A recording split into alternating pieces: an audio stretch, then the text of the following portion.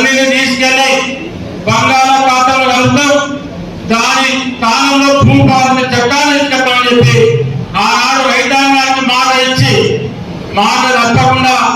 ఇవాళ 15 నెలల నుండి అనేక రకాలుగా వేరే అధికారులతోని,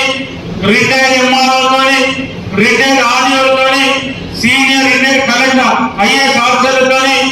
ఒక అనుభవం ఉన్నటువంటి వ్యక్తులతోని ఒకరికి 10 సార్లు దీని మీద క్షుణ్ణంగా అధ్యయనం చేసి ప్రతి ఇష్యూ మీద అధ్యయనం చేసి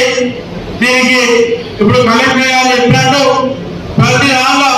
దాన్ని అధ్యయనం చేసి మరి వాళ్ళ మొన్న ఒక 20 రోజుల కింద ఏదైతే బడ్జెట్ సమావేశంలో భూభారతికి అసెంబ్లీలో చట్టం తీసుకొచ్చి గవర్నర్ ఆమోదం పొందజేసుకొని ఇవాళ ప్రతి నియోజకవర్గంలో తెలంగాణ రాష్ట్రంలో అన్ని మండల కేంద్రాల్లో జిల్లా కలెక్టర్ గారి నాయకత్వంలో ఆధ్వర్యంలో భూభారతి అవగాహన సదస్సులు పెట్టి ఈ భూభారతి నీళ్లు తరలికున్నటువంటి తేడా ఏందని చెప్పి ప్రజలకు, రైతాంగానికి, రైతు కూలీలకు, రైతు సోదరులకు చెప్పి మళ్ళీ 30 రోజులు టైం ఇచ్చి మీరు కలెక్టర్ ఆఫీసులు కానీ, ఎంఆర్ఓ గారికి కానీ, ఆర్డీఓ గారికి కానీ మీకు ఏదైతే పాంప్లెట్ చదువుకొని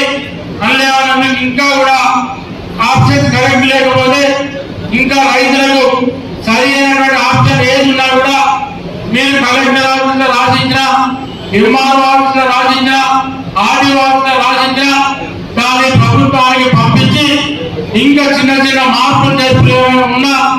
చేసేటువంటి ఆలోచనలు ఇవాళ తెలంగాణ రాష్ట్ర కాంగ్రెస్ ప్రభుత్వం మన ముఖ్యమంత్రి రేవంత్ రెడ్డి గారు